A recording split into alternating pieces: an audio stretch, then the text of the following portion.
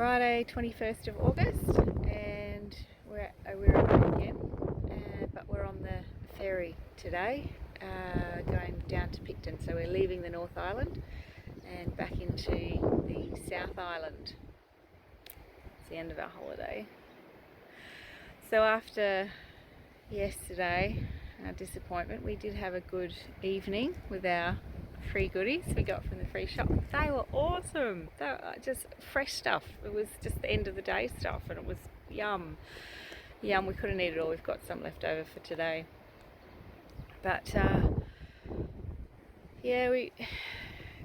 but to get home is going to be at least $2,000 in fares at least, and that'll be 6-8 weeks away if we book today. But we cannot book today because there's nothing until the end of October at this stage, even going through the eastern seaboard. We need to quarantine in the east, that's $4,000. We need to quarantine in WA, it's another $4,000. Plus, I need to shift my car from Victoria to WA, so there's another couple of grand, at least, you know. So it's at $12,000 to get home.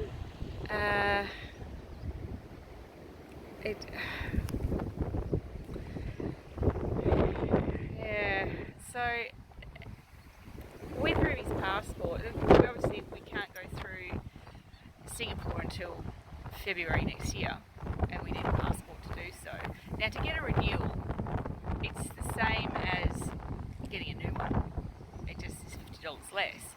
But reading the paperwork, she can get a 10-year one from 16. She's currently 15, so she'll be 16 in a few months. So we're better off holding off.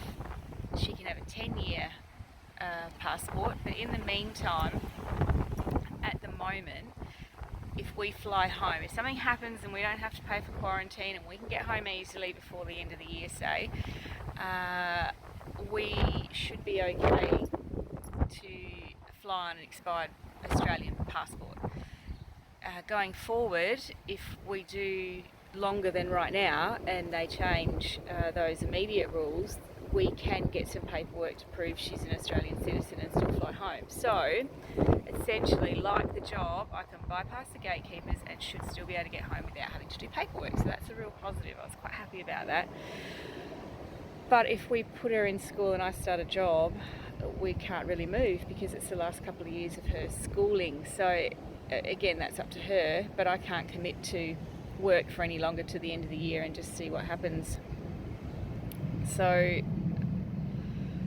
we're here for the short term and likely the long term, but there's no real hope of us getting home quickly and easily, because with all that money as well, there's a minimum of a month of our lives we have to quarantine. You know, we've spent quite a bit of our lives on hold, as other people have, on, you know, now this year, and we've got to weigh that up, whether that's worth it to get home to what, a fractured country, you know.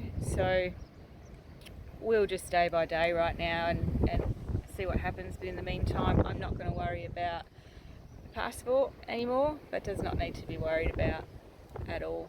I've got one and we can prove we're Australian citizens, and bureaucracy can go and shove it.